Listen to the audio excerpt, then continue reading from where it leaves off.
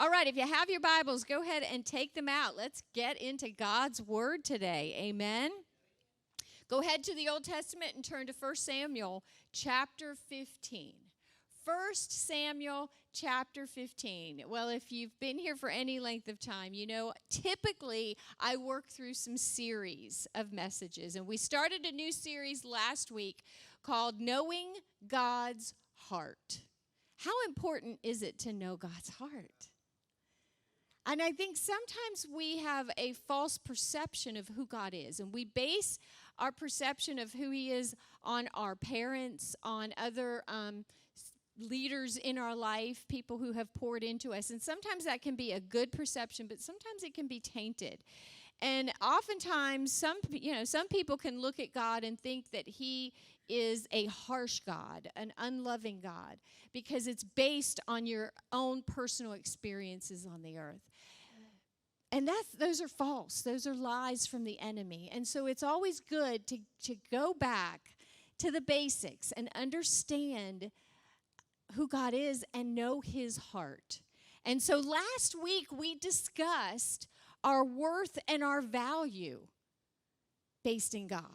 It's a great message. We discussed how God looks at the heart rather than the outward appearance, and how many of us consistently misjudge our worth and our value because we try to receive our worth and our value from others rather than from God. It was a great message last week. And so we saw how God chose David. We used David as our example. And God chose David as the king of Israel based upon his heart, not on his appearance. And how He passed over all of David's brothers, most of whom seemed more fitted for the position due to their appearance. Well, this week, I want to back up a chapter. We were in 1 Samuel last week. We're going to stay in 1 Samuel this week, but I want to back up one chapter in 1 Samuel and look at what led up to David being chosen as king. We know that Saul was the first king of Israel and that he reigned for 42 years. But there's an interesting story as to how his reign came to an end, and it all had to do with obedience. So this morning, knowing God's heart, the byline is His view on obedience. And some might say, ooh, we're going to talk about obedience today. Oh, no. Let's not go there. Well, we're going to go there. So in 1 Samuel chapter 15, I want to read verse 22. And it says this. It says, "But Samuel replied to Saul, 'What is more pleasing to the Lord, your burnt offerings and sacrifices, or your obedience to His voice? Listen, obedience is better than sacrifice, and submission is better than offering the fat of rams.'" Let's pray over God's word. Father, I thank You for Your word. I thank You for what You're doing in each one of our hearts and each one of our lives, that You are changing us and molding us into the image of Your Son, Jesus. And so, Lord, I pray this morning that You would reveal more of Your heart to us today, that You would illuminate Your word, and, Lord, that every word that comes out of my mouth will be Yours and not mine. Open our hearts to receive, Lord. Open our hearts to receive. In Jesus' name I pray. Amen. And amen. Well, let's give a little bit of a backstory on all of this. If you're not familiar with some of the Old Testament stories, Saul had become the first king of Israel, even though God had kind of warned against it. He's like, you really don't want a king. But the people said, yes, we want a king. And so Saul was installed as the first king of Israel. And he was 30 when he began his reign as king, quite young, 30 years old. And he reigned for 42 years.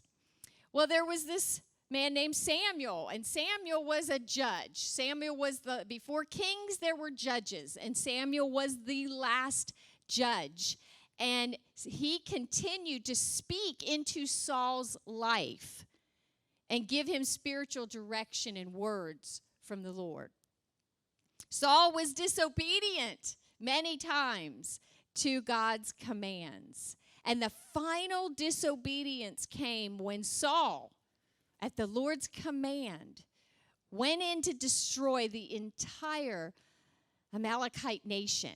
God had told him to destroy all the men, the women, the children, the babies, and all the animals. So God, very violent in the Old Testament.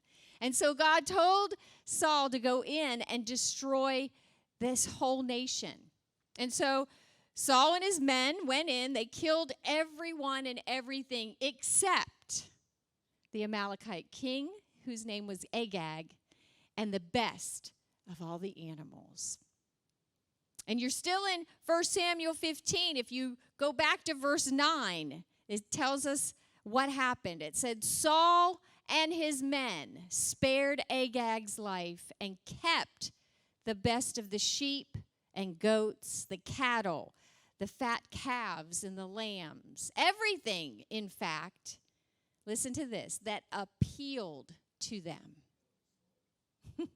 They destroyed only what was worthless or of poor quality. So instead of fully obeying God, Saul only did partial obedience. And he kept what was appealing to him. Instead of fully doing what God asked him to go in and kill everything, slaughter everything. And God had a reason for it. Saul saw some things, and his men saw some things that appealed to their eyes. And so they kept those separate and didn't destroy them. And God wasn't happy with Saul. And so God spoke to Samuel, his servant, and he said this in verse 10. He said, Then the Lord said to Samuel, I am sorry that I ever made Saul king. For he has not been loyal to me and has refused to obey my command. And so Samuel, I'm skipping around in this chapter, but Samuel goes to King Saul after God spoke to Samuel and said, I'm sorry I ever made Saul king. Now Samuel goes to King Saul and he says this in verse 23. He says, Rebellion is as sinful as witchcraft, and stubbornness as bad as worshiping idols. So, because you have rejected the command of the Lord, he has rejected you as king. Man, that's tough. So as Samuel says this to Saul, Saul tries to justify and minimize his actions by presenting a false righteous view. You'll find that in verse 20. He says, but I did obey the Lord.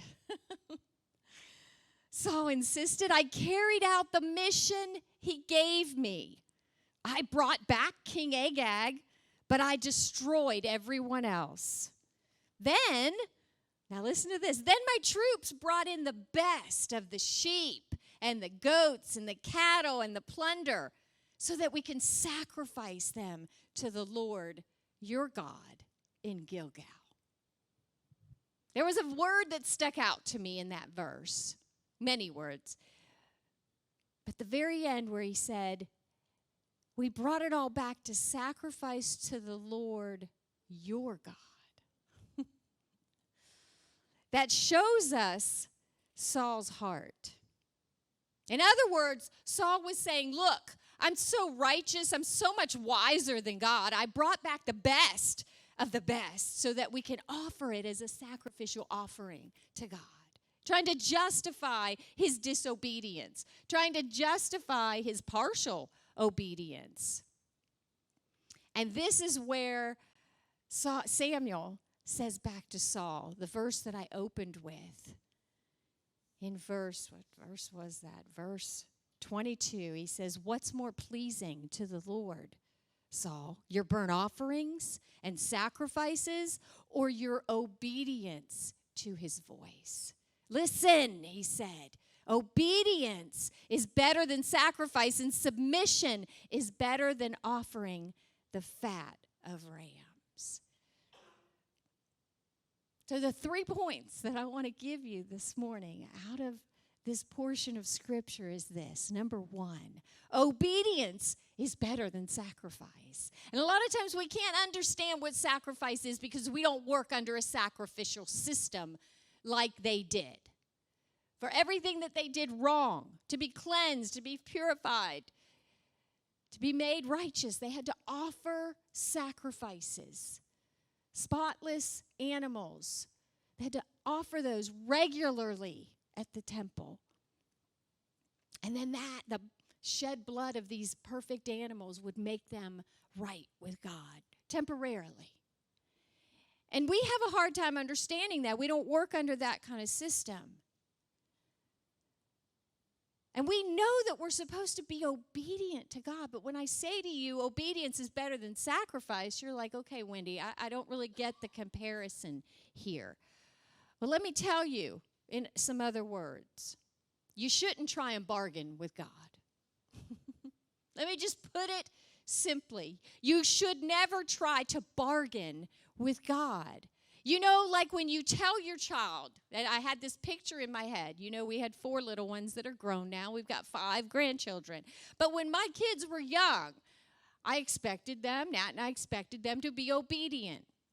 And I use the example, I love to garden. I love to have pretty flowers. Not that I have a bunch of them outside, but I wish I did. I wish I did. But if I would let my kids go outside and play, and I tell them, do not mess with the flower garden. Don't mess with that flower garden. Leave it alone. And instead, they disobey. They go get in the flower garden. They dig it all up. They throw the flowers to the side. They fill the holes with water. They jump around in that water, and they make mud pies. They just make a royal mess out of all of it. And then say you or I would go out there, and you see this whole mess that they've created, and you correct them and you chastise them. And instead of them being repentant and accept responsibility for their actions, they go over and they grab one of those flowers that they threw to the side, and they bring it to you and go, look what I have for you.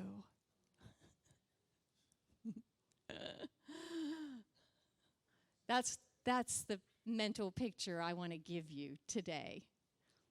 Of obedience is better than sacrifice.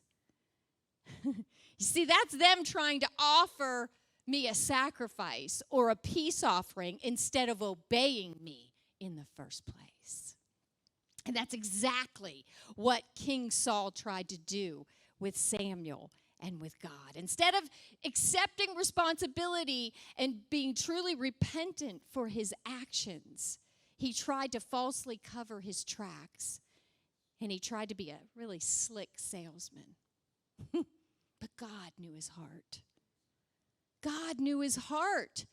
See, being obedient to the Lord and doing what he tells you to do the first time is much better than having to try to cover your tracks, ask for forgiveness, and offer a peace offering after the fact. I'm sure most of you have heard the saying, well, you can always ask for forgiveness rather than get permission. Many people say that when they want to do something that they want to do, but they know if they ask permission, they're going to hear no. So I'll just ask for forgiveness later. Yeah, that's not a really good saying to use with the Lord. I think Saul was probably the one that made up that saying anyway. God is more pleased with our obedience and with our submission than he ever will be with our independence or our stubbornness, or let's just call it what it is, rebellion. If you want to know God's heart and you want to know how to please God, then do what he tells you to do. Listen to what he speaks to you. Obey him the first time, fully. So number 1, obedience is better than sacrifice. Number 2, I want you to understand today that consequences are always a part of life. Consequences will always be a part of life. Many people think that the word consequences is an old-fashioned word or an old-fashioned concept. But just because it's not popular in our current culture doesn't mean that it's not part of God's economy and his culture. We've heard the term, for every action, there's a reaction. Right? You know that term. Well, for every decision that you make, there will be a consequence, good or bad. For every word that you speak, there will be a consequence. Your words either bring life or they bring death. For every time you either choose to obey God or disobey God, there will be a consequence.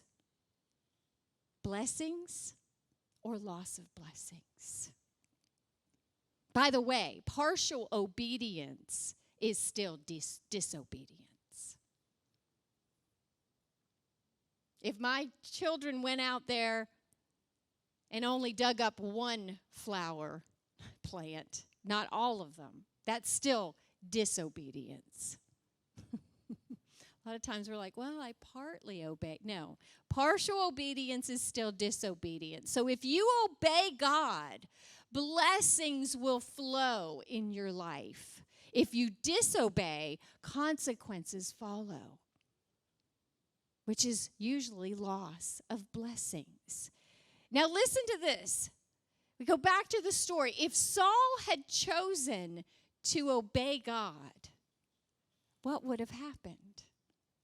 If Saul had chosen to obey God fully, his kingdom would have been established over Israel forever. Saul was God's first choice. Think about that. We only know Saul as the one who disobeyed, and God, disowned him as king. We know the bad side of it, but if Saul had obeyed, blessings would have flowed in his life. His kingdom would have been established forever. But instead, because of his disobedience, he was rejected by God as king. He suffered a miserable existence the rest of his days. He died a terrible death, and he lost his honorable legacy. And David, who was the next appointed king and anointed king, is the one who reaped the honorable legacy and received the blessings that were first reserved for Saul. Think about that. That's powerful. All because of disobedience and partial obedience. Consequences will always be a part of our life, whether we choose to accept that reality or not. You see, we live in a culture right now where no one wants to acknowledge that there's consequences. No one wants to acknowledge consequences. People want to steal, they want to kill, they want to destroy, they want to mistreat others, and they don't want to suffer any consequences from it. Well, there's a good reason why I did that. I was the victim. I had to do this. I had to pay somebody back for how they treated me, or, I just really wanted that, so I just stole it. There's a good reason, a valid reason. No one wants to pay the consequences. And if you listen to any court case now, no one ever pleads guilty anymore. No one. Even when all the evidence is there. I'm not guilty. Innocent. I had one of my kids, I won't say which one. When they were young, they would never admit that they were wrong or that they were the guilty party. They were always the victim. They always had an excuse. They always had a reason. And even if I saw them commit the crime, I'd say, I saw you do it. Wasn't me. I didn't do it. And it was really hard. We spent many years training this one child to accept responsibility for their actions. And I think Our world needs some lessons in that right now. Yes, we're imperfect, broken individuals, and we will all make wrong choices and wrong decisions at times. We will, because we're human and we're broken. But the first step is to acknowledge that we're imperfect, and to own up to our wrong choices, and then to accept the responsibility, accept the consequences. Saul didn't want to humble himself and say that he was wrong, and he suffered terrible consequences.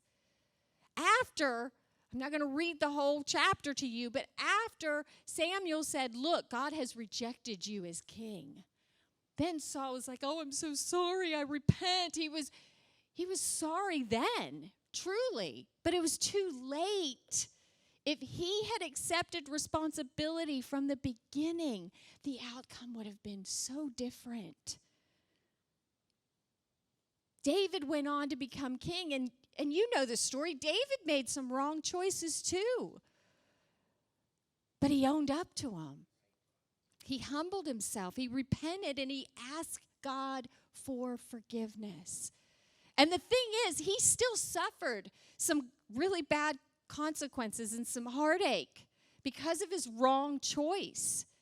I won't get into that story now, but if you're going to have an affair and then have the husband killed, that's a really bad choice.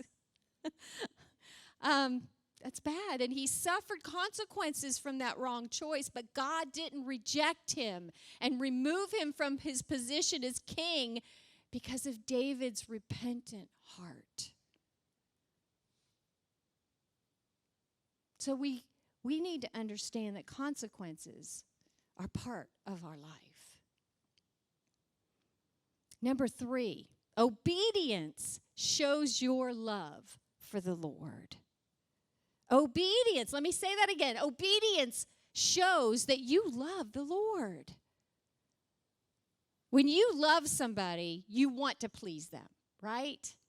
You want them to be proud of you. You want to listen to them. You want to be with them. You know, you want to do everything that makes them happy.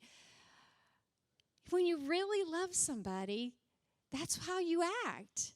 Rebelliousness, stubbornness, and independence will ruin a relationship faster than anything. I've admitted it to you here time and time again. I don't like to be told what to do. I'm not proud of that.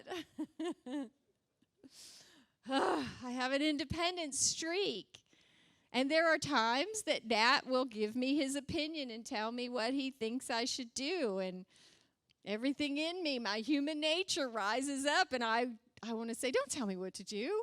I have a mind of my own. I can figure it out. But you know, if I respond that way, it will ruin our relationship in a heartbeat, in a moment. You know, we'll end up fighting and not talking for a few days. But it's because I love him and I want to keep our relationship healthy and whole and happy.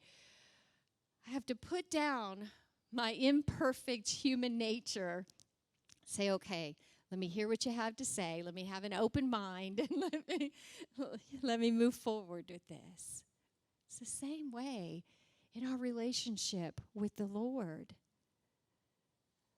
If you truly love the Lord, you'll want to listen to him. You'll want to respect him. You'll want to submit to his knowledge and his authority and put him above everything else in your life. That's what it means to serve Jesus. He's first. We're not. John 14:15. You don't have to turn there, but it says this: if you love me, obey my commandments. If you love the Lord, prove it. It's real easy to say, well, I love Jesus. I love the Lord. I serve him. He called me to be a missionary in Africa, and I just don't want to listen because then I have to give up a lot of things to go do that. So I'm going to pastor a church here in the States, because I'm still serving him, but I don't have to give up what I want to do to go over there. No, if you truly loved the Lord, you would do whatever he told you to do, even if it means going halfway around the world and giving up your comfort here. But see, you're not going to obey someone you don't trust. Think about that statement for a moment. You will not obey someone you don't trust. So the question is, do you trust God? Do you believe that he has your best interest at heart? Do you believe that he knows more than you do? Do you believe that he truly loves you? In order to be obedient to him, you have to settle all of these questions for yourself. Many people say they love the Lord and they're serving him, but they don't trust him and they don't believe that he loves them or that he has their best interest at heart. So if you don't settle all of that, then you're going to live a life defeated, discouraged, and not receiving all the blessings that God wants to put upon your life.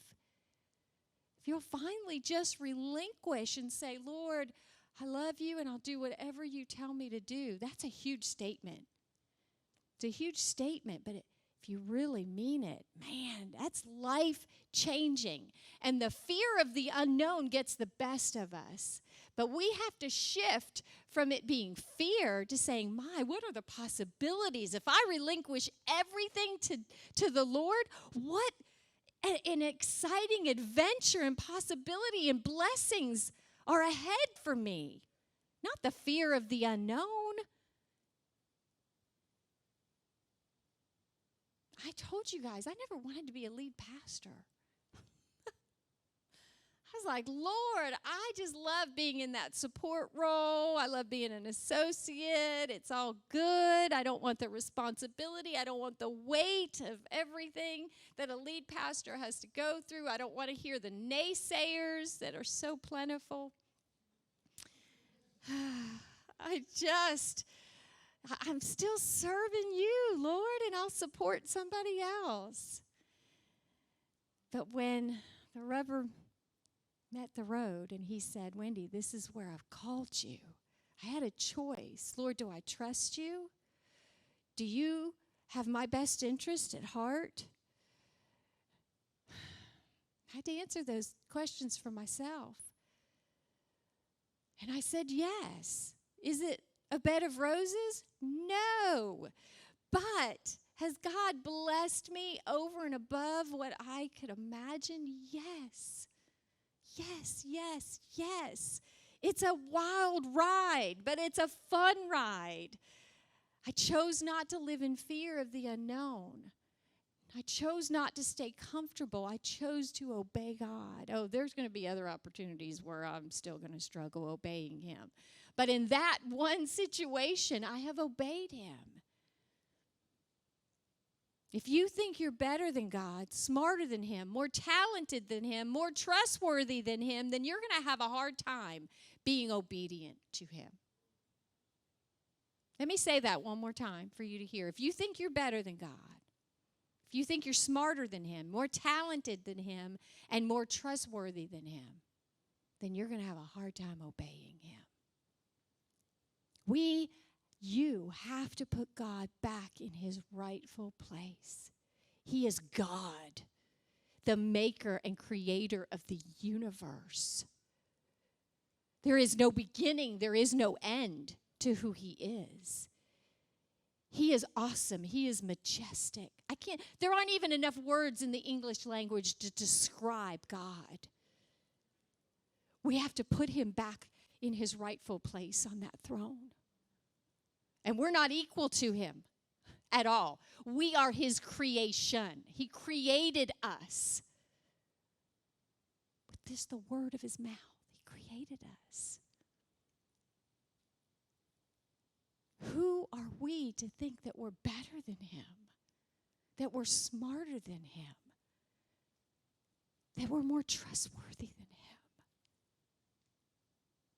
We need to check our pride and our arrogance, and we need to get rid of it, and we need to reevaluate our relationship with him.